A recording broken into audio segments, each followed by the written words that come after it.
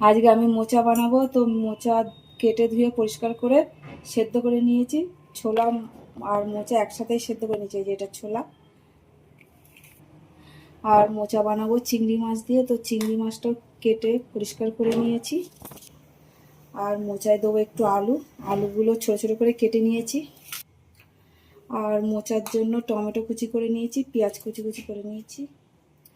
আর মোচার মশলা হলো জিরে, আদা, এটা একসাথে পেস্ট বানিয়ে নেবো।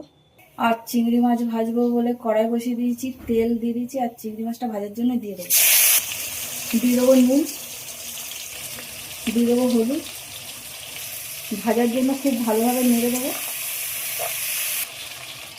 তো দেখো চিংড়ি মাছ খুব ভালোভাবে ভাজা হয়ে গেছে, এবার আমি উঠিয়ে নেব। চিংড়ি মাছগুলো আমি খুব ভালো করে ভেজে নিয়েছি।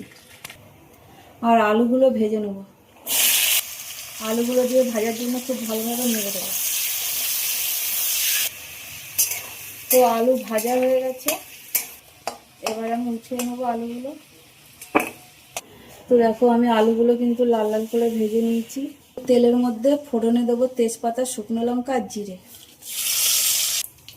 ফোড়নটা ভাজার জন্য খুব ভালোভাবে নেড়ে দেবো। পেঁয়াজ কুচি দিয়ে দেবো, পেঁয়াজটা ভাজার জন্য খুব ভালোভাবে নেড়ে দেবো। টমেটো কুচিগুলো দিয়ে দেবো, স্বাদ মতো নুন দিয়ে দেবো, নুন দিয়ে খুব ভালোভাবে নেড়ে দেবো।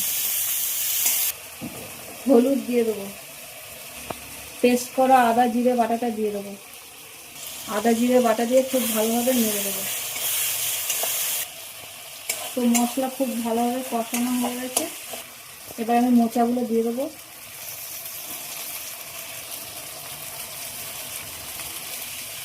মোচা দিয়ে খুব ভালোভাবে নেড়ে দেবো।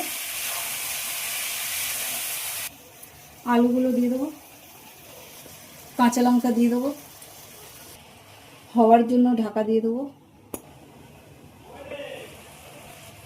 ভাজা চিংড়ি মাছটা দিয়ে দেবো, চিংড়ি মাছ দিয়ে খুব ভালোভাবে নেড়ে দেবো।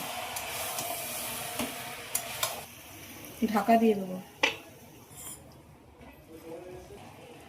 তো দেখো মোচা কিন্তু একদম হয়ে গেছে। আর আমি ওপর থেকে একটু স্বাদ মতন চিনি দিয়ে দেবো, আর ঘি দিয়ে দেবো একটু। আর ঘি দিয়ে আমি খুব ভালোভাবে মিশিয়ে দেবো। আর আমি ঘি দিয়েছি, তোমরা চাইলে গরম মশলাও দিতে পারো, যেহেতু আমরা গরম মশলা খাই না সেই জন্য গরম মশলা দিইনি। আর ঢাকা দিয়ে দেবো 5 মিনিট, তারপর নামিয়ে নেবো। তো দেখো মোচার ঘন্ট কিন্তু একদম হয়ে গেছে।